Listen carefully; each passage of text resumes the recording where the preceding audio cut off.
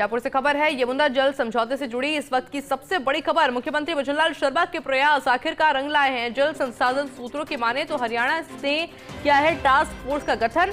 हरियाणा की task force में शामिल किए गए हैं 11 अभियंता, 3 अधीक्षण अभियंता, 6 अधिशासी अभियंता और 3 कनिष्ठ अभियंता शामिल है। राजस्थान पिछले साल मार्च में ही गठित कर चुका था टास्क फोर्स।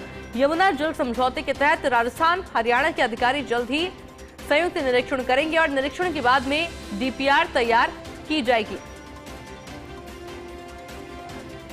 यमुना जल समझौते से जुड़ी इस वक्त की बड़ी खबर, जहां मुख्यमंत्री भजनलाल शर्मा के प्रयास आखिरकार रंग लाते हुए नजर आ रहे हैं। जल संसाधन सूत्रों की माने तो हरियाणा ने टास्क फोर्स का गठन कर दिया है।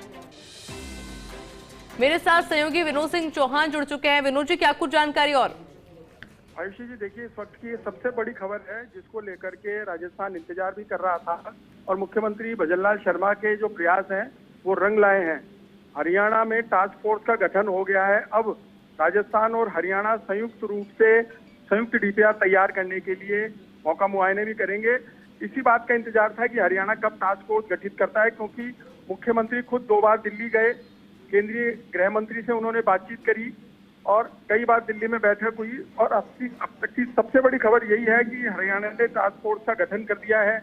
11 अभियंता टास्क फोर्स में शामिल किए गए हैं और माना यह जा रहा है, सूत्रों की माने तो जल्द ही संयुक्त निरीक्षण हथनी कुंड का किया जाएगा, जहां से पानी राजस्थान को मिलना है, क्योंकि राजस्थान के मुख्यमंत्री के प्रयास अब रंग लाए हैं। देखिए जिस तरीके से मुख्यमंत्री लगातार प्रयास कर रहे थे कि जल्द से जल्द टास्क फोर्स का गठन हो जाए, क्योंकि राजस्थान तो पिछले साल मार्च में ही टास्क फोर्स गठित कर चुका था और केवल हरियाणा की टास्क फोर्स का इंतजार था। कई बार मुख्यमंत्री दिल्ली गए।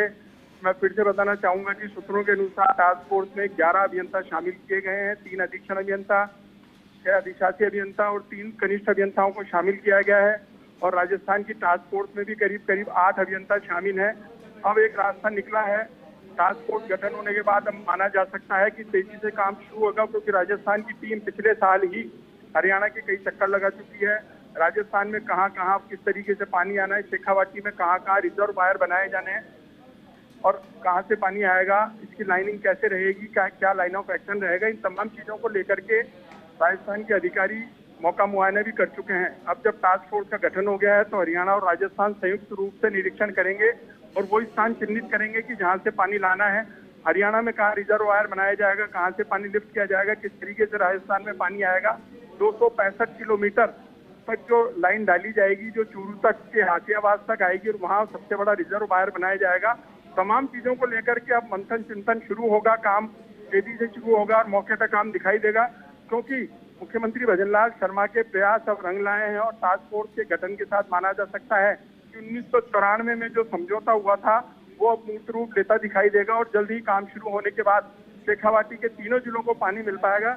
1917 क्यूसेक पानी जो समझौते के अनुसार तय है वो राजस्थान को मिलेगा। जी बिल्कुल विनोद जी, बहुत बहुत शुक्रिया आपका तमाम जानकारी के लिए।